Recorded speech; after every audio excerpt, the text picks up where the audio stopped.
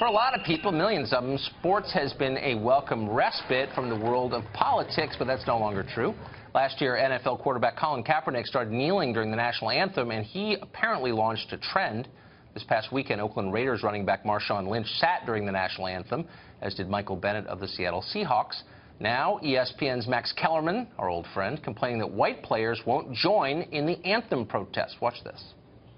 There are lots of white players in the NFL, Stephen A. Lots of them. You mean to tell me not a single one, none of their consciences tell them that, you know what, I actually agree with this protest? None of them do? Okay, fine. Let's say none of them do. Well, then the issue has become larger now. Now it's also an issue of solidarity with your coworkers, right? So some of whom are feeling very bad about the way things are, with your fellow Americans who are feeling very bad.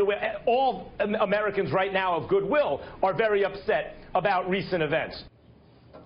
Jason Whitlock is a commentator for Fox Sports 1, and he joins us now. So, Jason, here's what I don't understand. I get why people are mad about certain politicians or certain circumstances. I think it's entirely legitimate. But why is the way to express that attacking the country itself? I don't understand it myself, Tucker. And listen, Max Kellerman is a good friend of mine, and I have a lot of respect for Max. But what I don't understand is Max is complaining, how come no one is supporting Colin Kaepernick? I want to know why NFL players aren't offering voices of dissent. There are NFL players, black and white, who know that if you really want to address police brutality, social injustice, inequality in this country, protesting the national anthem is the perfect way for your message to get completely lost. Exactly. If Colin Kaepernick or any of these players, if you're a starting NFL quarterback, you have a huge platform and the opportunity to go on any TV, radio show you want, any newspaper, magazine article you want, and you can legitimately voice your complaints. If you protest during the national anthem, of course, there are going to be a massive amount of people that never hear a word you say, won't understand your message at all, and you can't tell me that there aren't NFL players who recognize the stupidity of the style of protest Colin Kaepernick has chosen, but they're all afraid to say it because of the backlash.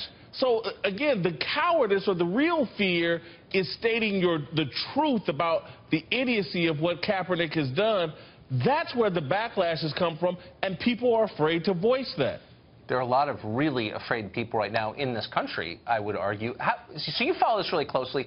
How true is it that protests like Kaepernick's have affected viewership of NFL games? I'm not sure. There's a lot of research on that we've done here at Fox Sports that say, hey, mostly it was the election cycle or predominantly the election cycle that affected viewership.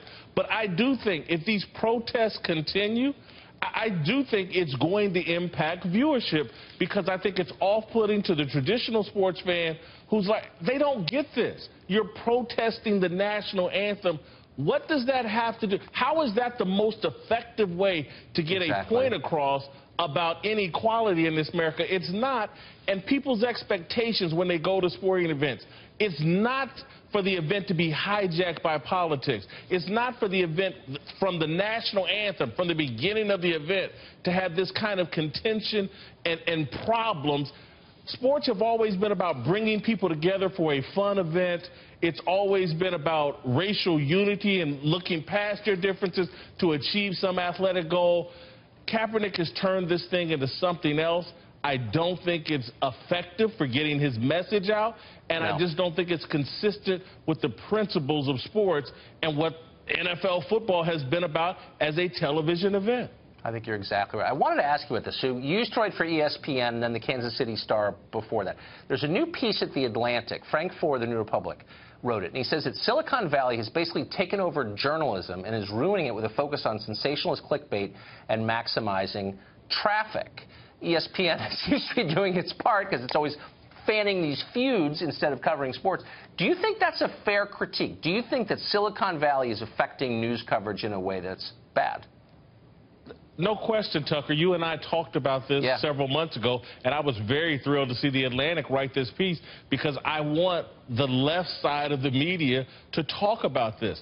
Look, the media used to be obsessed with New York and New York liberal values. I think everybody understood that.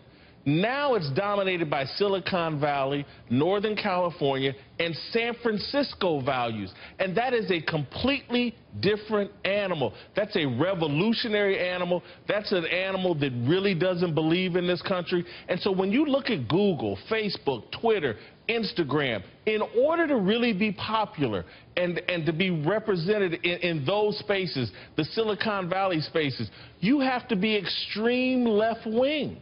And they are trying to silence any of us that are moderate or to conservative, and those voices can't even be heard over these Silicon Valley social media machines that the rest of the media is addicted to. It's had an amazing influence on the media and the racial division that we're seeing in this country. And an undercovered one, and God bless you for bringing it up. I hope you'll come back. Jason Whitlock, one of the smartest. Appreciate it.